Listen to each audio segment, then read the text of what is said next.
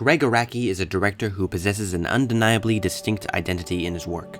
A major figure in the new queer cinema movement, his filmography pinpoints the specificity of suburban youth, emotional alienation, and self-identity.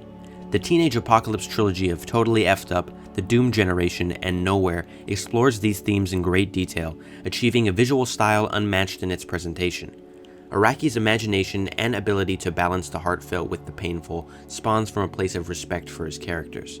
This connection he extends to the audience is best represented in what many consider to be his magnum opus, Mysterious Skin. A main candidate for the head artist of what I dub shoegaze cinema, his bold use of color forms a veil of almost saturated beauty. Touting an ethereal atmosphere featuring a haunting score, the commingling of literary prowess and cinematic originality birthed one of the many masterpieces of the 2000s. In 1995, American author Scott Heim wrote his first novel, titled Mysterious Skin.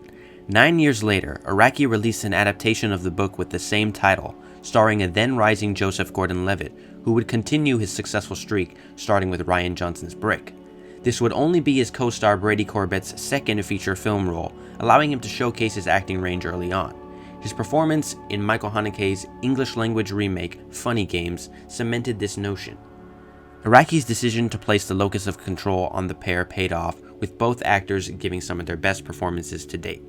The story revolves around two boys who share a horrifying traumatic past and how the long-term effects of their childhood abuse arise in their adulthood.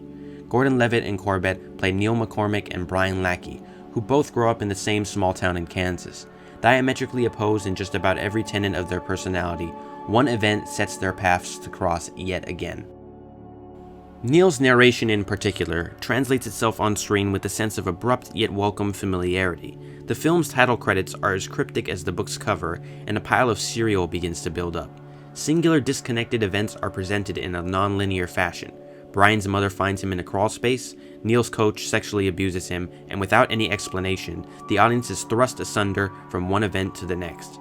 From the audience's point of view, we can't help but guess that the events are somehow connected. Heim's novel is split into three parts: Blue, taking place in 1981, 1983, and 1987, Gray, taking place in the summer of 1991, and White, taking place in both autumn and winter of the same year. All of the aforementioned colors play a significant role throughout the story and are often wrought with multiple meanings. The film takes its time to condense the prose while cohesively forming distinct connections across each important action. Young Neil is close with his mother, who is loving yet irresponsible.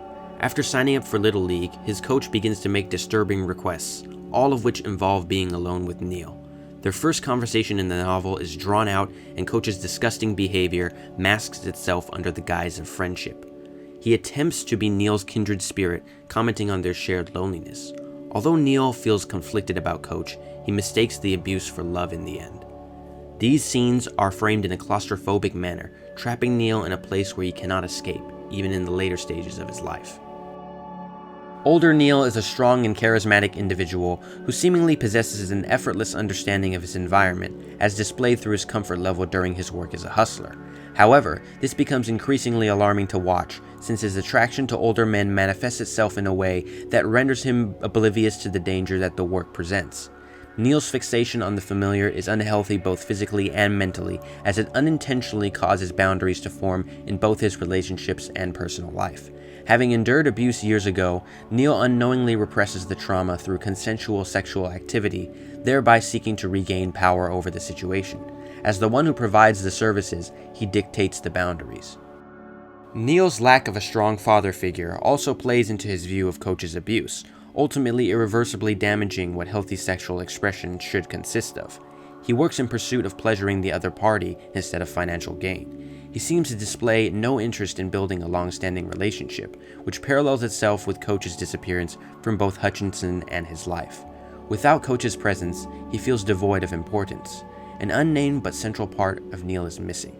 The emotional emptiness caused by Coach makes him vulnerable and susceptible to those who look for prey. Where normal people have a heart, Neil McCormick has a bottomless black hole. Brian is perhaps the antithesis of Neil in every way. Timid and nervous, he experiences a continuing disconnect between himself and his surroundings, all of which stem from a 5-hour blackout. He endures pain caused by his father, who scolds him for wetting the bed. In addition, he experiences sudden blackouts. They would come unpredictably, at erratic intervals, over the rest of my childhood and adolescence. While we are unsure of exactly what happens to him, the audience shares his curiosity. Something seems terribly wrong. The blue light. It keeps persisting in Brian's mind. He remembers it vividly. His attempt to rationalize it traps his train of thought in a constantly self-reaffirming conspiracy, the existence of UFOs.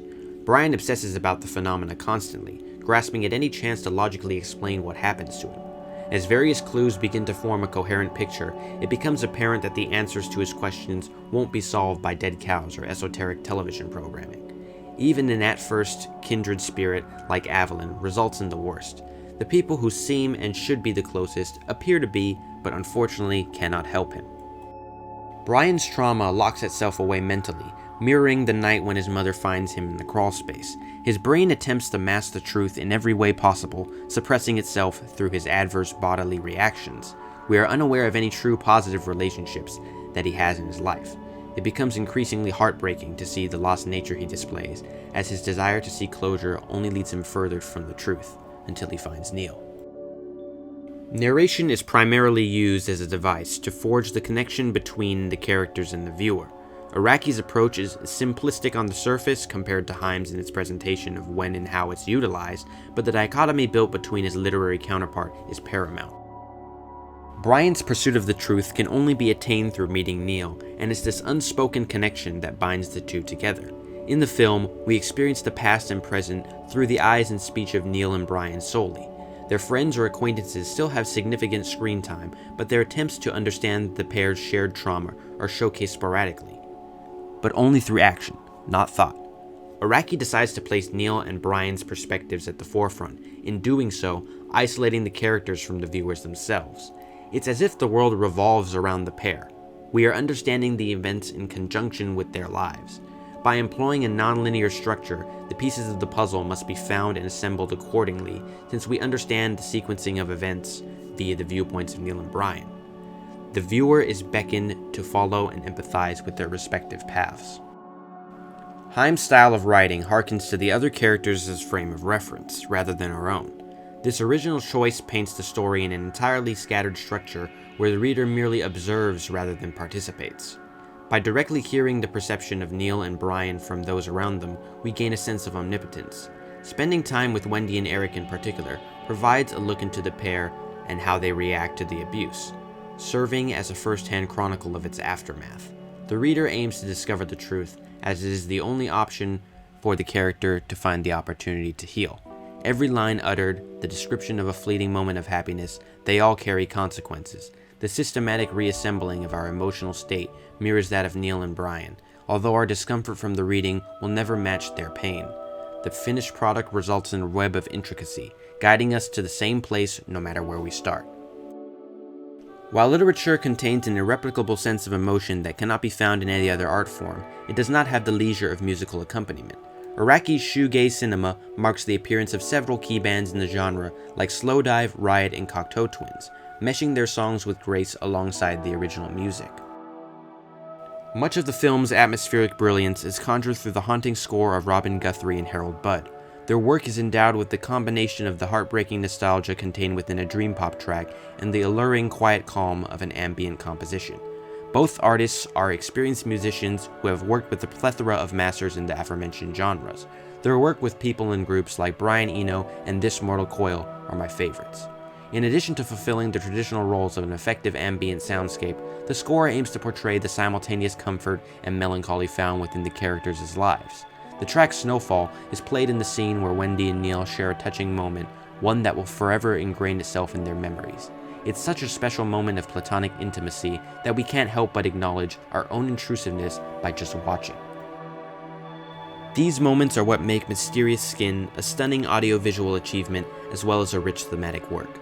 While the music is at the height of its power, Araki remains reliant on the effectiveness of the source material. This scene marks the end of Blue in the novel. Heim's prose is translated beautifully to the screen. It's one of my favorite passages in the work. I took Wendy's hand. Snowflakes clung to our coats. I wish they were showing a movie right now, she whispered. A film about our lives, everything that's happened so far. And we would be the only ones standing here, just you and me. With her free hand, she unhooked a speaker from its pole. She twiddled the dials and lifted it to her ear. Listen, I hear something. It's the voice of God. She laughed, and I leaned to where she held the speaker, the side of my head brushing against its chilly ridges. The snow began tumbling faster in sharp diagonal darts. I closed my eyes and listened. Wendy gripped my fingers tighter. After a while, I heard a whispering from deep within the speaker. It could have been something as explainable as Wendy playing a joke or our gloves bristling together. The wind that gusted the flakes around us. But I wanted the noise to be something else. Yes, I told her, I hear him. The rest of the world had frozen, and Wendy and I were all that remained. I brushed snow from her face. I hear him. Eric also begins to grow closer to Brian after a meeting in the wake of Neil's absence. They build a close bond over time, highlighting Neil's ability to attract kind-hearted people, similarly to Brian. He appears to be the only true friend that deeply cares for him, just like what Wendy is to Neil. Brian's sister Deborah only appears briefly in the film. Her role in the book is limited yet meaningful, as it provides an interesting insight into probably the only member of his family who truly cares for him. I wish her final chapter was included in the film. Her last words sum up how difficult it can be to care for those you love in pain. The questions remained, but I couldn't ask them. I couldn't speak at all. I simply held my little brother as night dammed the room around us, until, at last, we fell asleep. After one of Neil's clients sexually assaults him, he breaks down and another part of him dies. His reluctance to stray from the dangerous, false feeling of familiarity from Coach's abuse seems to finally be over. It wasn't his fault. It's harrowing to witness how Neil gets assaulted and how quickly he forces himself to cover it up. He doesn't tell anyone about what happens, and Brian arrives at his house in the midst of night. The sense of dread is overwhelming, the tension palpable. Heim builds the pair's entry to Coach's home by giving one half of the key to Brian, only for Neil to show him the opening. It's interesting to read Brian's stream of consciousness as the inevitable moment nears, as opposed to the third-person point of view presented in the film. The moment is constructed to possess an entirely disparate tone, in my opinion an even bleaker one. The questions are answered in harsh detail, but no catharsis is achieved. A woman gasped. Through the open door I could see a sliver of carolers, some faces peering inside at the scattered tatters of money, some faces turned to the sky and the snow now beginning to fall. And there, in front of them, in the room with us, stood the family, their outlines barely visible within the weight of the room's light. It was a light that shone over our faces, our wounds and scars. It was a light so brilliant and white it could have been beamed from heaven, and Brian and I could have been angels basking in it. But it wasn't, and we weren't. Araki again deviates from the source material in his structuring of the final scene, handing the reins to Neil. As he guides his audience to witness the merging of Neil and Brian's paths, we discover that they need each other, despite everything. The light fades from blue to white. Neil's final monologue is as gut-wrenching as the novel's final passage, but it feels hopeful above all else. Their differences are insignificant. This is a pain familiar to only them. Everything else, everyone else, it doesn't matter. They don't matter. Only this one singular moment, two individuals holding one another in their sorrow, can provide hope for their lives. Maybe this will be enough to heal.